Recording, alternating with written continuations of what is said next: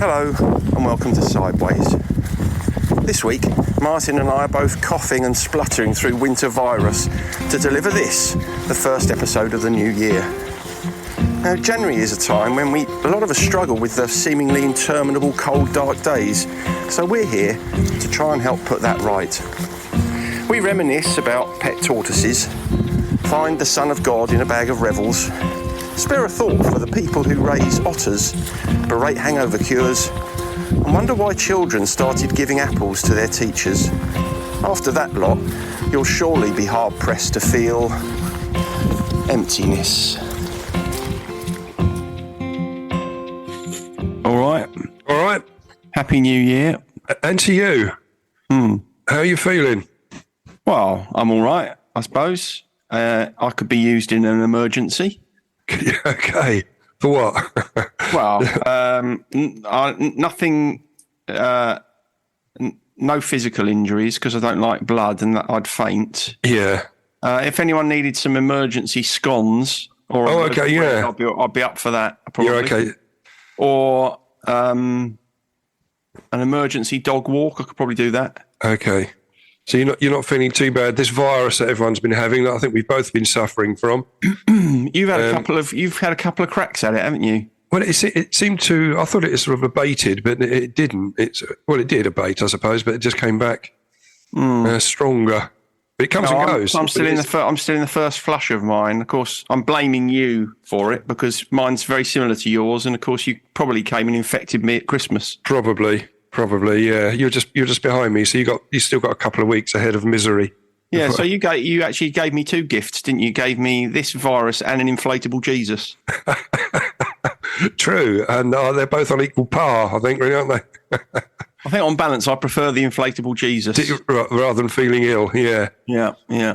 Anyway, how was your festive period? Okay, yeah, it was lovely. Apart from feeling poorly, I was able to hold it together for the various things that I needed to go to, and it was lovely. Yes, seeing the people I wanted to see, and that. So yeah, it was lovely.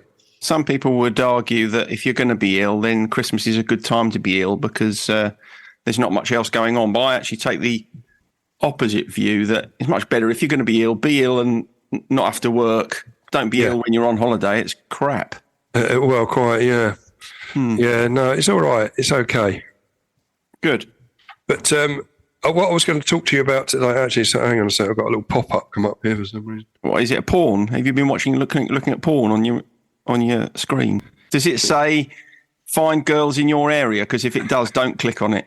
It's something about, there's loads of bored housewives, apparently. That's what they would be if they were around you. They're real, obviously. No, I'm all in good. The idea, or what I wanted to talk to you about was a feeling that feeling of emptiness.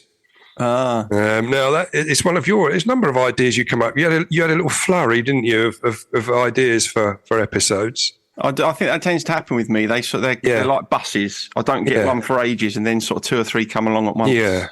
So I was able to add two or three to the list. One of which was emptiness, but it's quite fortuitous, really, in many ways, because it suits this time of year to talk about it. It does. But it is also a subject that can often crop up in groups. In fact, it cropped up yesterday. Oh, whilst we're in group, yeah, right.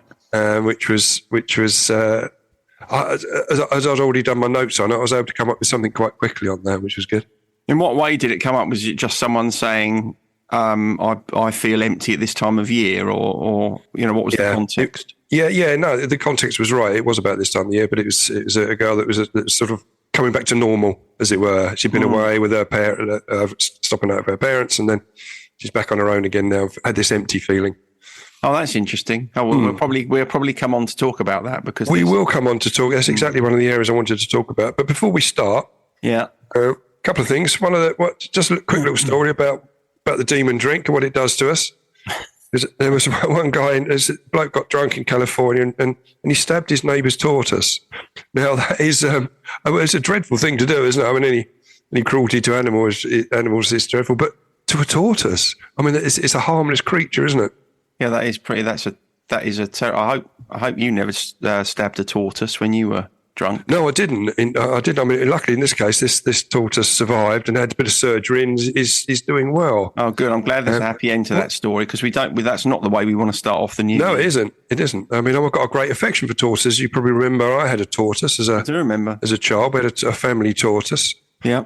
Which we got in, well, it was 1977. We got it. It was Jubilee year, which is what we called initially. Our tortoise was called Jubilee Bill. I don't know if you remember. And then I remember your tortoise. I can't honestly say I remember its name. Yeah. Well, it stopped being Jubilee Bill after a few months because it laid eggs. So then it became Wilhelmina. So we had to quickly change its gender. Well, you still could have called it Billy, because there was Billy Piper, wasn't there? Yeah. Yes. It was different back in the 70s, wasn't it? It was, yeah. You couldn't, there needed to be clear lines of, clear delineation, didn't there? Yes. Between, are you a male or female? Exactly. I mean, our parents would have struggled incredibly, wouldn't they? In today's terms, they would. Yeah. Very much. We had a tortoise as well. Did you? The only thing, funny enough, whenever I think of my tortoise, the only thing I can remember is picking it up one day and it having a shit, and its shit being completely, it was like milk. It was like running milky water. Yeah. And so whenever I think of tortoises, I just think of that, which is not a terribly pleasant memory. No. They don't do much though, do they, tortoises? I mean, No. I prefer dogs. I couldn't have taken my tortoise on a walk. You can't take them on a walk. We could have very slowly. Yeah. It'd take an awful long time to get along the road and back, wouldn't it? It'd be all right if you had reached the stage where you needed a Zimmer frame to walk with. You could probably go for a little walk with your tortoise. Old Major Tom, what's his face? He could have gone for a walk with his tortoise, couldn't he? Tom Moore, he could have done. Moore. Yeah. I wonder if he had a tortoise. I don't know, but I think tortoises just deserve a respect for being on Earth for so long, don't they? Well, that's very, absolutely. That's absolutely true, and very Buddhist of you to point that out. I think so. Another little one. I know we like to find stories about faces appearing in certain foods and that sort of thing. You do, yeah. Yeah, there was one that came up that this bloke in Scotland, he found a baby Jesus in his pack of Revels, which I thought was quite nice. Was there pictorial evidence? It was, yeah. Did it look like Jesus? No, not really. Well, it was like a Revel with a bit chipped out of it. So it looked like a little babe in swaddling clothes. Which flavour Revel was it? I couldn't tell, mate. Which is your favourite Revel? I don't really. I can't even remember what flavours are in there. It's so long since I've had a coconut, honeycomb, orange, toffee. Yeah, I think the orange ones was the one. The orange ones would have come to mind, certainly. Yeah. Yeah, I like the I'd orange go with ones. them. And I don't know if you remember when we were kids, one of them used to get Turkish Delight in them. They don't get that anymore. Don't remember them, no, really. I didn't have them very often. Well, Anyway. it's that's certainly something, isn't it? Getting the baby Jesus in swaddling clothes in a bag of Revels. At this time of year. I was interested. I heard something the other day about how I think this is probably an American thing, but on the 28th of December, which obviously is in those days between Christmas and New Year that we've discussed in the past, I enjoy it, but a lot of people don't. Apparently, they have something in America called Good Riddance Day. Do they? Yeah, where in Times Square, people set light to metaphorical representations of bad memories they've had from the year outgoing. I like that. Yeah. So it reminded me of the letters that you wrote when you were in detox. Yeah. That you then subsequently burnt. And I wasn't quite sure how I felt about that. The idea of burning a metaphorical representation of something you found difficult during the year. I think it's better to celebrate it that you got through it, isn't it? Yes, I'd agree. The burning of the letters we did was really about trying to say goodbye to our addiction. Yeah, no, I wasn't equating it with that. I was just thinking the whole idea of getting to the end of the year and then having to burn something that you felt challenged by seemed a bit unnecessary. Really. I'd agree. It's best to look at it from the other way and pat yourself on the back that it didn't take you down. Yeah, exactly. Anyway, come on, let's get on with it because neither of us are feeling very well. We need to crack on, don't we? Yep. Okay, emptiness. It seems, I mean, there's sort of short-term and long-term emptiness, I think. I think we need to differentiate between, really. Because this fleeting feeling of emptiness at the moment after Christmas, for example, it goes away on its own, doesn't it? You don't have to put a great deal of effort into it. You get back into the the swing of things, get back to work, and it's gone. And so if you do have this void, this feeling of emptiness, or this void that has appeared, it does take care of itself to a large extent, doesn't it? Yeah. So your advice, if it's that type, is just tough it out. Really, yeah. I mean, over yourself. Well, I wanted to come on to how to deal with feeling empty, which goes through mild and sort of longer term stuff. But yeah, I think when I was trying to relate it back to my own situation, really, because summer holidays used to be a bit tricky as well. I used to get this empty feeling coming back from summer holidays. Mm-hmm. And I used to get it also coming back from rock festivals. I was going back to normality, and there'd be this empty feeling then, which was really, I suppose, sort of almost like the antidote to hedonism, wasn't it? When you've spent a few days being fairly debauched, and then you're back to normality and having to behave yourself again. Yeah, I was thinking about it, and I don't think I feel that kind of feeling of coming back down to earth very much these days, probably because I like what I do for work and it doesn't, feel like a chore. But I'll tell you when I used to get it.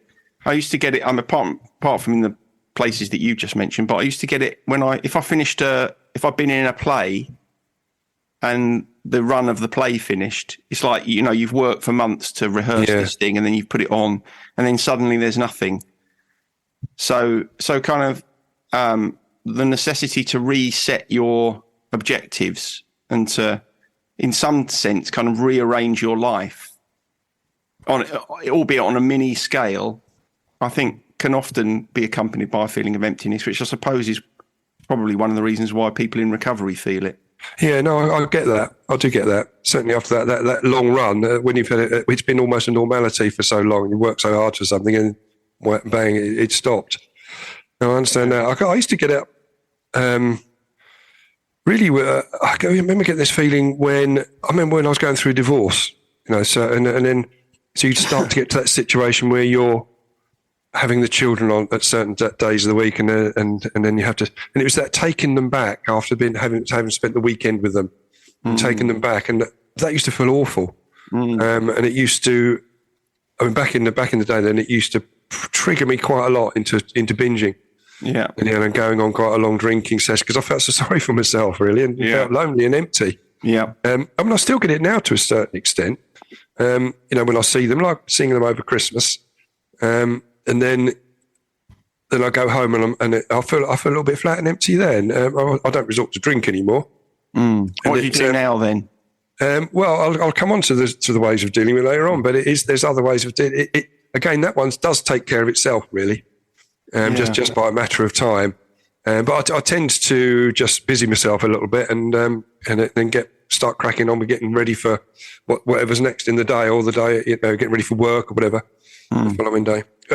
When we was talking to the person that I mentioned earlier on in groups yesterday, we were saying about feeling a bit flat, and I remember saying, well, if you want to elongate that feeling of being flat and empty, pick up a drink because that'll do it for you. Now that'll keep you there for an awful long time.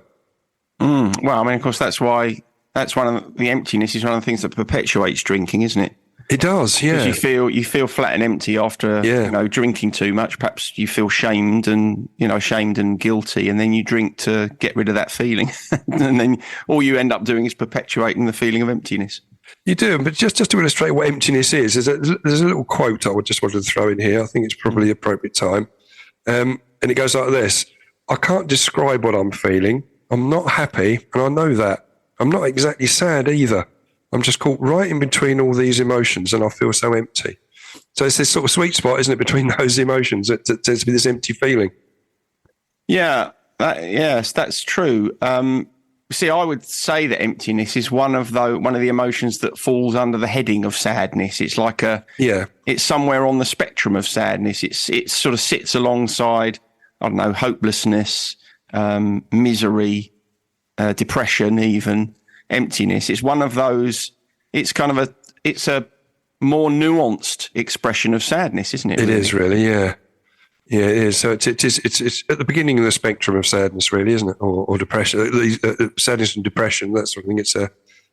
I suppose it depends, doesn't it? How your emptiness is affecting you. I think certainly know that a component of depression is often a feeling of terrible emptiness. Yeah. You know, that terrible dark void of depression is terrifying, quite frankly. But obviously, a feeling of emptiness isn't always like that. You know, as you were saying earlier, that feeling of emptiness that a lot of people get between Christmas and the New Year, or going back to work after Christmas, you know, that's not terrifying. It's just not very nice. It's a slump. Yeah, no, it is. Yeah. And I was looking at, when I was doing the research on this, is what can bring on these feelings of emptiness. And it seems that it sort of fell into two areas, really. It was that there's sort of physical factors and the mental and emotional factors. And the physical factors were things like exhaustion due to lack of sleep.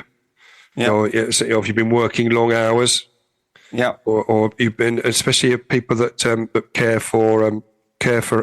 Actually, it should have said caring for others. Then I've put caring for otters, which I don't think you feel. I think you'd be quite fulfilled if you did that, wouldn't you? I don't know. I'm sure some people who care for otters sometimes feel a bit empty. I mean, what if you've been caring for an otter and, you know, cared for an otter to the extent that the otter's gone back into the wild? You'd probably feel a little bit empty then, wouldn't I suppose you would, yeah. I suppose re-releasing stuff after it's been, especially if you've hand-reared it, and then you've got to put it back into the wild and you won't see that ever again, yeah. So I think we can probably conclude from that people who care for otters probably really do feel a lot of emptiness. They get a little bit empty flat feelings from time to time. Yeah. Good, we've sorted that out. Other physical factors, there was illness. Like this cold, for example, that can leave you, that's made me feel quite empty from time to time. Yeah, if it makes you feel exhausted, doesn't it? Because that's the same thing, isn't it? As you say, a feeling of exhaustion can often lead to a feeling of emptiness, Yeah, it does. But it seemed mostly it fell into the mental and emotional health factors that bring on this feeling of emptiness. And there's 3 or 4 places that seemed to come up when I was looking at the research. One was boredom, and when people are unsatisfied with their daily life or a sense of purposelessness. Which brings on this feeling of emptiness. So boredom could do that, which I'm sure we've all had periods. Not very often. I don't tend to get bored, but now and again you might have the odd period like that, and it can feel a bit empty. Mm-hmm. The second one that came up quite a lot was loneliness. Especially, it seemed to be after a romantic breakup. Yeah, you know, saying that maintaining, you know, loving relationships with spouses and friends is one of the most crucial factors in your happiness. So when that goes wrong, like when I got dumped on Maidstone East Station when I was 17 by Sophie, then I felt empty at that point. I wonder if she listens to this. I don't know where she is in the world, mate. Oh, you never know, do you? She might. You don't know. I mean, I wonder how she feels to hear that she's had such a profound effect on you. Yes, because she's been brought up several times, hasn't she? Yeah, she's virtually a recurring character. Yeah. Yeah, well, that's true. Yeah, romantic. But funny enough, both of those things, boredom and a breakup, they're both a feeling. They both result in emptiness because there's something missing in your relationship with yourself, isn't there? Yeah. Yes. I think. You know, I mean, I'm not suggesting that after a breakup you shouldn't feel any sadness or emptiness. Of course, that's perfectly natural. But I think the situations where it sort of goes on interminably, it gets to the point where it stops being about the other person. And bereavement would be another one, and maybe you're going to say that. It was the one that I come on to next. Really, it was under the banner of grief, right? Bereavement. But you think about all those situations: bereavement, breakup, boredom. If any of them go on interminably and they become kind of complex in that sense, there is a point at which they cease being about the other person or the thing that's happened, and they become more about your relationship with you.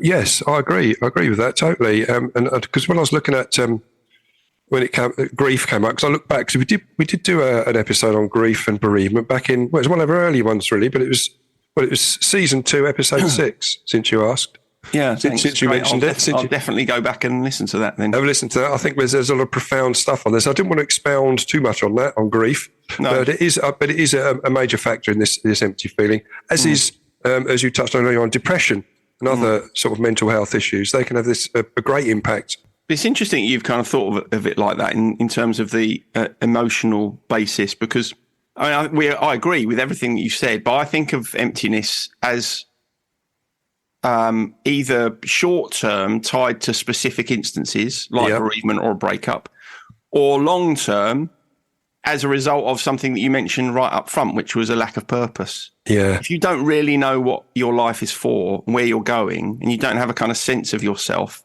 then a feeling of emptiness is almost certainly going to result, isn't it?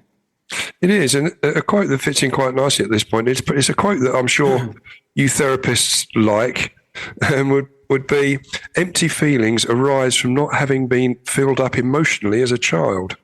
Would you agree with that? Well, I certainly think they can do. I mean, there's certainly true that if you, for instance, were not invested with a feeling of self-value as a child, it can then lead to a more difficult relationship with yourself in latter years, which might result in a feeling of emptiness. Yeah. So certainly that's possible. I don't think it's certainly not always the reason for emptiness, but yes, it can be, definitely. Yeah, I just saw that as a quote and it sounded very therapist-y. Yeah. Very therapist-y, yeah. There's one, the next quote, a very short quote, but it was one bit more from my side of things, really, which said, Has it got swearing in it then? No swearing. It just says emptiness is a symptom of not living creatively. Yes. Now, it's strange because I gave a book as a Christmas present this year to Lizzie, my youngest, and it was called Art Heals, How Creativity Cures the Soul. It looked like quite a thick tome as it happened. You know, when you order something online, you're not quite sure what it's going to be, what it looks like, the dimensions of it, and it turned up, and it's quite a thick book, and it looked like quite heavy reading as it happens, but hopefully she'll get something from it, because I wouldn't mind having a read of it afterwards. A thick book's quite comforting, though, don't you think? It means there's a lot of thought gone into it, and it's I'm in the middle of reading Wolf Hall at the moment by Hilary Mantel. Let me tell you, that is a monster. It's a monster of a book. Is it? Yeah, so how do we deal with these empty feelings? I don't know. I know, yeah, because we've touched on the mild feelings there, because sometimes it will just sort itself out naturally. It will just move on, because we always talk about emotions being transient, and so therefore you will move through it, and you'll go back to a feeling of a feeling of not being empty. Yeah, unless your feeling of emptiness is due to your uncertainty of deserving a place in the world, in which case it probably won't be transient. No, because it goes on. When I was looking at the research, it said, with mild feelings, you can motivate yourself to get out and feel better in various ways. But motivate, that was another one you came up with, another idea. So motivation is something we're going to do at a later stage, aren't we? Yeah, motivation would be a good one to do, I think, because a lot of the stuff that we talk about is around is what's the word? I suppose it's quite passive, isn't it? It's about, often we find ourselves talking about the importance of honouring emotion, enduring it. But motivation is quite interesting, because it's all about, by its definition, it's all about get up and go and finding a way forward. And I think you kind of need a balance of the two, don't you, in life? You need to be able to endure, honour and accept your emotions, but you also need to have enough kind of thrust in you to find a way forward, which is... You do, that's it. And some of the ways of thrusting your way forward is things like focusing on self-care. I think that's quite a big one that comes up a lot, doesn't it, when we look at various areas that we've been talking about. And to look at one of the things that came up there was make a list of activities you'd like to do. So start to journal stuff again, like we always we always talk about. This is one of the things. I think they're absolutely right, those things, and this is one of the things that's difficult about feeling of emptiness, because it tends to be self-perpetuating. Because when you feel empty, don't really want to engage with yourself. You don't really feel like doing much, and so it's the same with depression, really.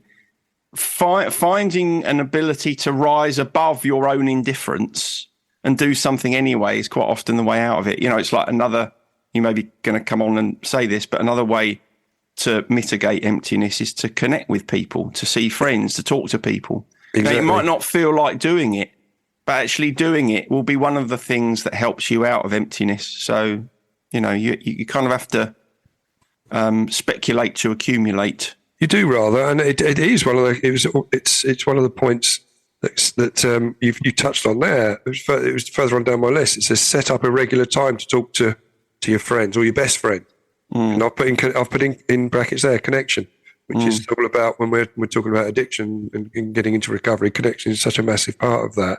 Yeah. So doing that and or seeking out online support. Yeah. So again, comes down to connection. Meditation was one that came up as well, which I think we're always quite keen on that, aren't we?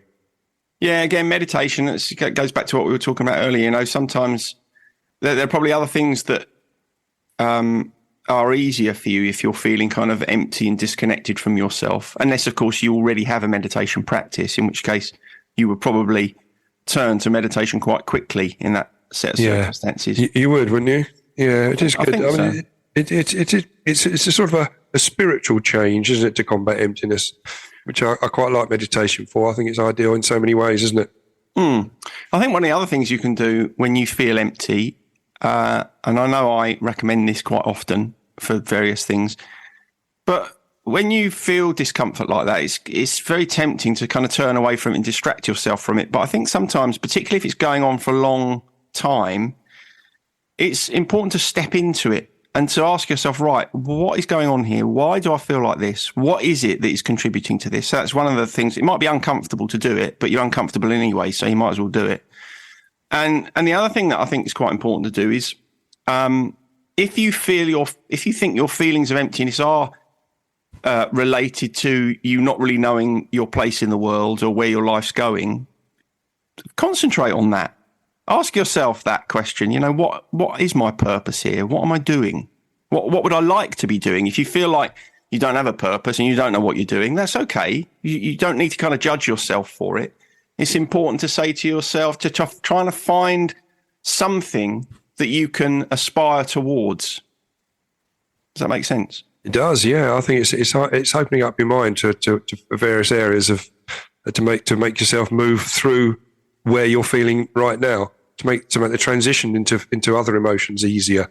Yeah, and you might need to accept that you might need some help to do it as well. That was the point that was the last point to come on to. It said, if these feelings linger and you feel that the simple remedies we've been talking about here don't work, seek help, get therapy. Yeah. Which I think is vital. And again, that came through in most of the research I was doing. Well, a lot of them are written by therapists anyway.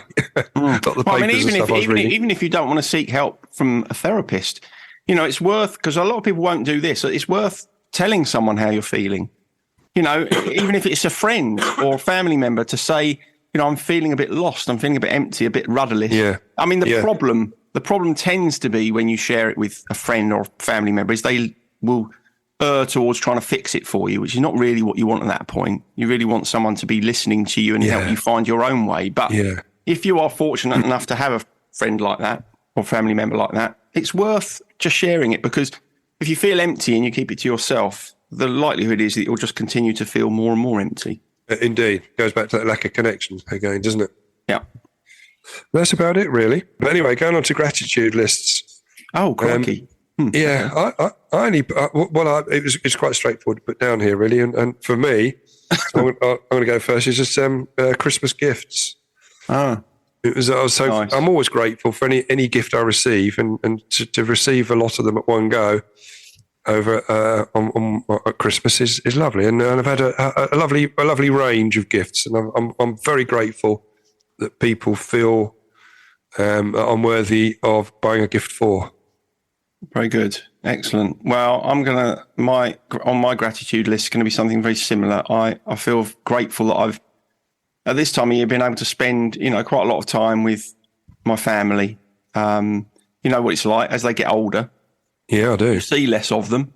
Yep. And you always think, oh, it'd be nice to, you know, spend a bit of time with the family at Christmas. And I have. So I feel very pleased about that. It's been lovely. You've been grateful for that, yeah. I've been grateful for it. Even though you haven't felt top of the health ladder. I felt all right up until about the last 3 days. So it's only the last 3 days that have been cruelly ruined. A bit rubbishy. Yeah. Daysoftheyear.com, there's not much on there, really. One was National Hangover Days. It's 1st of January today when we're recording this. And I wasn't happy with that because I looked at that and it's celebrating ways of getting over your hangover. And I think just don't get drunk in the first place. Well, I almost texted you actually earlier on because I was taking the dogs for a walk and I was listening to the radio, and on Radio 4 was the food programme. And the food programme today is all about hangovers. Is it? Yeah. All sorts of people with different cures for hangover. People saying there isn't. In fact, somebody said there is no cure for a hangover. It's just karmic retribution for going out and being hedonistic. I thought, I know someone who'd agree with that. I do agree with that. It's the body's way of saying you've poisoned yourself here, mate. These are the repercussions. Yeah. And then someone else suggested a prairie oyster, which is a raw egg in a glass of sherry. In a glass of sherry, apparently. Wow. Yeah. So it's hair of the dog. I mean, that's the worst possible way to deal with it. But yeah, I don't want to. I'd be sort of evangelical about it. Well, don't be then. I'm not going to be. I'm going to move on because the other day that I found was Apple Gifting Day.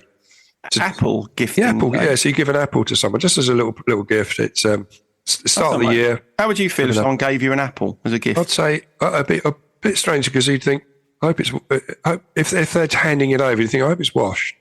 Oh, is that what you think? Do you wash your apples? Yeah. Oh, I never wash my apples. Don't you? No. Yeah. No, you'd be happy if it was an Egremont russet, wouldn't you? I would. Or anything. I like all apples really, but the russet's my favourite. That's for sure. Do you eat an apple a day? Sometimes 2. Yeah. Yeah, because there is evidence to suggest that it does indeed help keep the doctor away. It's very, very good for you. Apples are. They are, and I like them anyway. It's not a chore. If anyone's thinking of gifting me an apple, I don't need one gifted. Thanks. I've got my own supply. Thank you. Thank you for thinking of me, but no, thank you. But there was always a joke about giving an apple to your teacher, wasn't there? Yeah, I don't know where that all came from. No, and I'm sure that doesn't. I'll ask Lizzie. Yeah, sure. If she ever gets any apples gifted to her. Yeah, I'll ask her when I see her next. Well, she may respond. I know she's a regular listener. On this day in music, just a couple of points really. So the 1st of Jan 2013, Vienna by Ultravox was voted the best ever number 2. Oh, Vienna. That's the one. Never reached number 1, which is absolute travesty. Do you remember what track kept it off number 1 quite famously? What year was it? I don't know what year it was. I think it's 1982, wasn't it? 82. Was it around there? This time of year, it would have been, wouldn't it? Oh, I don't know. What was it? It was Shut Up in Your Face by Joe Dolce. I'd never have got that if I'd had 100 guesses. Fancy being kept off the number 1 spot by that. That's awful, isn't it? You'd be up and unhappy if you were Ultravox, wouldn't you? You'd have an empty feeling after that, wouldn't you? You would, yeah. Feeling a bit empty. I heard on some quiz the other day that Duran Duran only had 3 number 1s, which seems almost impossible, doesn't it? It does, really, yeah. The charts were very competitive in the 80s, weren't they? Yeah, not now. I mean, we could probably release a single and get it into the top 10, couldn't we? Well, exactly. There's an idea. Yeah. There's an aspiration for 2023, isn't there? Yeah, okay, we'll do that. We'll have a number 1, shall we? Yeah, I suspect the number of purchases that you need is probably still slightly beyond us. On this day, 1st of Jan 1990, there was a new American radio station launched called WKRL. Yeah. And they played Stairway to Heaven by Led Zeppelin for 24 hours straight. Oh, dear. I know. Why? Can you imagine that? Why would you want to do that? I don't know. They should have launched a day later, shouldn't they, really, and got themselves together a little bit. There was something that happened, didn't it? That happened recently, didn't it? When a radio station or some radio show played Africa by Toto for 24 hours. Did they? Yeah, I expect you were listening. That would have. The empty feeling I'd have got after the first 10 seconds would have been awful. Anyway, on this day in history, also on this day on music, 1964, first ever Top of the Pops. Really? Yeah, that's classic. He was on there. Was he? Yeah, I think he was one of the first DJs, wasn't he? Wow, that's 2 weeks running I've done a Jimmy Savile impression. That's not very good, is it? No, it's not. It's not good at all. And in 1962, 1st of January 1962, Decca famously turned down the Beatles because they only had so many bands they could sign. They turned down the Beatles. They signed the Tremolos instead. Yeah, that wasn't the best decision they'd ever made. It's a bit of a faux pas. Yeah. Yeah, you would feel a bit. You'd feel a bit empty, wouldn't you? Retrospectively, feel a bit of a fool, wouldn't you, if you'd made that decision? Mate, can you imagine? They got Silence is Golden by the Tremolos, and that's about it, wasn't it? Well, David Bowie famously did an audition for the BBC back in the day when they had a sort of an audition committee at the BBC to decide whether your music was suitable for them. Yeah, and they turned him down, said he couldn't sing. There was nothing in it for them at all. David Bowie, brilliant. There's a lot of people behind a desk though, on their suits, making the decisions on it all. Yeah, it'd be like you and me trying to judge today's greatest tracks. We'd have no chance. We'd have no chance. We'll be. We're out of the loop, aren't we? We are out of the loop. Yeah, we're too old for all that malarkey. Yeah. All right. So that's about it. That's about it, really, mate. All right, good. That's enough now, isn't it? Because I'm feeling a bit tired. Me too, mate. Yeah, I think we've struggled through this one, but hopefully you'll be able to knock it into some sort of shape if you get a chance. It'll be all right. Anyway, it's just enough time to wish all of our listeners a very peaceful New Year. Yes, indeed. Full of serenity. I'm not going to wish people a happy New Year because relentless happiness is beyond all of us. It is really. So just hope for a long periods of serenity would be nice. Yeah, and the ability to overcome any challenges that arise. Come your way. Arise, yeah exactly. Yeah. All right. Good work. See you next time. See ya. Laters. Bye. Bye. Sideways was created by Graham Landy and Martin Pankhurst. If you want to read more about our work or sort through the extensive archive of past episodes, just visit grahamlandywellbeing.co.uk/sideways-podcast. You can follow us on Twitter or Facebook or Instagram at Sideways Podcast, and you can email us if you have a question or if there's something you'd like us to cover. But most of all, we want to tell you how grateful we are that you come and listen, and we ask that if you've enjoyed what you've heard, that you spread the word. And we'll see you next week.